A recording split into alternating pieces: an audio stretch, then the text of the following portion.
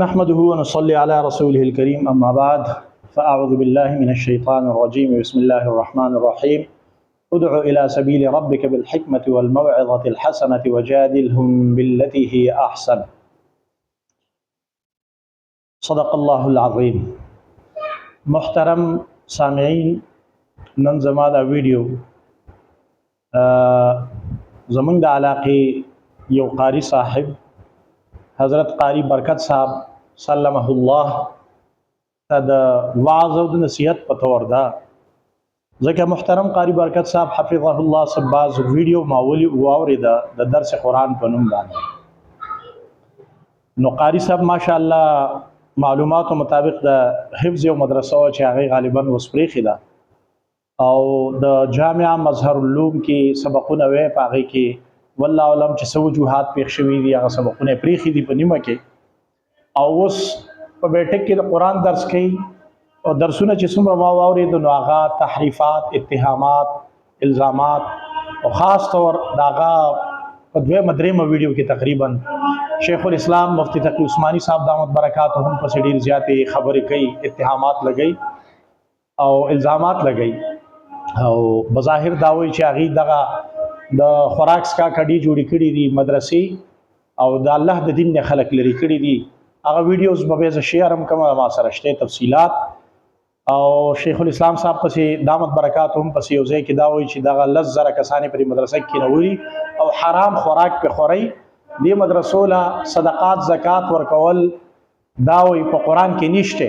او دغه مالدار دي ټول. نو دا ټول الزامات دي ځکه چې دې غریب ته علم هم نشته، معلومات هم ډېر ناقص دي. په مولانا فضل الرحمن صاحب دامت برکات هم پسې ډېر عجیب خبرې کوي. دارالعلوم کراچۍ کې قاری صاحب 5,000 نه سوا طلبه نشته، تاسو 10,000 وایي. قاری صاحب دارالعلوم کراچۍ کې چې مالدار غیر مستحق طلبه مالدارانی هغې د پاره رهایش عمل تفریح نه د هغې کرایه ورکوي او قاری صاحب هغې چې دی نو د خپلې کانې پیمنټ کوي، هلته په پیسو اخلي. دا ستاسو په علم کې شاید نشته او تاسو د الزامات او اتهامات لګوئ او که دا تفصیلات تاسو غواړئ نو بنده عاجز به درله درکړي. یو خبره. دویمه خبره، تاسو وایي دا په قرآن کې نشته چې په دې طلبو باندې د دینی طالب علمانو باندې چې دی نو زکات او صدقاتو خوړی شي. نو قاری صاحب په 10مه سپاره کې د آیت تاسو نه دی ویلی اعوذ بالله من الشیطان الرجیم انما الصدقات للفقراء والمساکین. نو غریب طالبان خوړی شي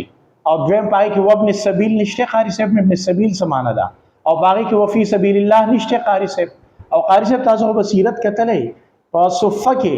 چې ډاکټر محمود احمد غازی رحمه الله لیکلی چې د 70 نواله تر 1000 پورې طلبه او د نبی صلی الله والسلام سره علم دین حاصل او قرآن به زده کوو، هغې له خلکو زکات او صدقات راوړل او د سیرت کتابونو احادیث لیکلي دي چې صحابه به ځان سره بوتلل، صحابه ورله التم خوراک راوړل، کله کله به نو ډېر به وږي شو. قاری صاحب دا تاسو معلومات ناقص دي، تاسو خلک ګمراه کوئ او زما تاسو ته درخواست دی قاری صاحب چې احادیث خو تاسو نه دی ویلي ځکه چې تاسو چرته د چا سره سبق نه دی ویلی. تاسو یو ځای کې وایي زه سکالر یم، عالم مفتی نه یم. ټیک د عالم مفتی نه ځکه مدرسه تاسو په منځ کې پرېښې ده بلکې په یو درجه کې فیل شوي یم، یی د مظهر العلوم په یو نتایجو کې. نو قاری صاحب تاسو ځان ته سکالر وایي، نو سکالر خو چې MPhil PhD کړي نو زما خیال نه راځي که تاسو کړي، که کړي وي نو کې تاسو ماله معلومات راکړئ. زما په خیال تاسو نه دي کړي، نو تاسو ځان ته سکالر په څه بنیاد باندې وایي. بل زما دا خیال دی چې تاسو بنیادی علوم چې کوم د قرآن د درس لپاره دي که هغه صرف نحو ټوله دنیا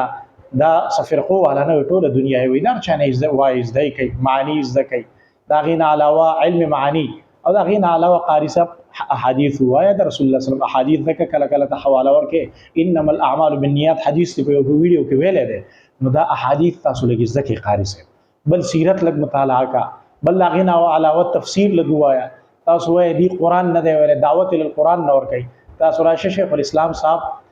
اول د خپل والد صاحب تفسیر معارف القرآن په انګریزي کې ترجمه کو، بیا د هغې مقدمه علوم القرآن لیکلې تاسو وګورئ، ستاسو به ډېر ښه په معلوماتو کې اضافه وشي او خدای دې وکړي چې تاسو کتلي ځکه ماته معلومات نشته.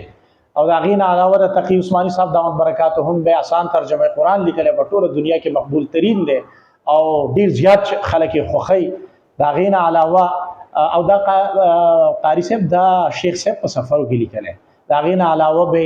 د مینینګ اف نوبل قرآن په انګریزي کې اول د دنیا مستند ترین عالم چې هغه د انګریزي ترجمه لیکلی دا د دې نه مخکې نو مسلم لیکلی و یا غیر مستند علما لیکلی و نو تقی صاحب لیکلی و ډیره مقبوله ده او اوس د تقی صاحب یو نوې تفسیر آسان تفسیر اته جلد راغلی دی او د لسمې پارې پورې بلانه دی پورا هغه تاسو ګوري تاسو ته پته ولګي چې هغه د قرآن معلومات څومره دي او د تقی صاحب دروس قرآن په یوټیوب شته کې تاسو سره لینک نه زبر ولېګم چې درس څه ته وایي او په درس کې په چا اتهامات نه قاری صاحب ګوره به ته ګیلیم کې د علماونه مولانا شیخ تقی صاحب ته په دې عمر کې وی چې د دیاړۍ لولېږي او مولانا فضل الرحمن صاحب نو شیخ تقی صاحب په 85 سال عمر دی خپل 85 سال والد محترم ته وی چې لاړ شه دیاړي وکا او تقی صاحب ته پته شته هغه د غریبانو سمره خیال ساتي هغه د خدای عاجز انسان دی دا په مجلس کې کېنا کته نشیت له زبر سره ټایم بوزه مخاری صاحب هغه یو خاکسار انسان دی غرور تکبر پاګه کې بالکل نشته هغه بچا اتهامات نه لګي هغه چاته کافر نه کوي هغه اوس په سواد کې په 13 سیلاب کې 40 کورونه دی بند عاجز بلاس جوړ کړي د سواد غمه کړو د بلوچستان غمه کړو دارنګي خلک په اعتماد کې قاری صاحب نو فلسطین ته هغه په اربونو روپۍ ولېګلې او د فلسطین د مجاهدینو سره په خپل میلاو شوی او حکمرانانو تم ویلي دي ته خو قاری صاحب چې دا ما د حکمرانانو سره میلاو کیږي کور سره نشم کې ناشته چې زه دعوت ورکم او د دعوت به ورکم چې دا مولانا صاحب او تقی صاحب نشي ورکول نو قاری صاحب نبی علیہ الصلوۃ والسلام د صلح حدیبیه نه بعد تمام حکمرانانو ته خطونه لیږلیو هغه د یو بچا سره نه دی میلاو شوی خطونه لیږلیو نو تم نرشه قاری صاحب خط ولېږه کنه یار نبی علیہ الصلوۃ والسلام دعوت خدا او سیرت خو لیکلی دي چې نبی رسول الله خطونه لیږي خطونه ټول په سیرت کې شته نو خطونه ولېږي قاری صاحب کنه خو قاری صاحب خبر ده چې علم ستاسو ډیر ناقص دی او زه په ځای تحریفات کوي دا ډیر لوی جرم دی ګناه دی دا یو فرقي خبره زنه کوم